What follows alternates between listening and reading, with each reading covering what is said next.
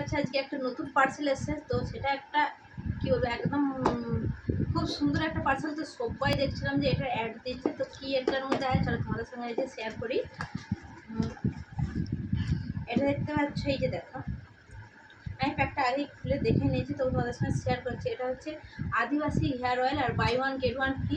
আমি জানি না এটা হচ্ছে অরিজিনাল নাকি, কারণ এখন হচ্ছে এই আদিবাসীটা নাকি খুব ভালো কাজ হচ্ছে বলে, তো অনেক এরকমই অনেক রকম ডুপ্লিসিটি বেরিয়ে গেছে। তো যাই হোক, তোমরা একটু মানে বলবে এটা অরিজিনাল নাকি, কেউ যদি ইউজ করে থাকো।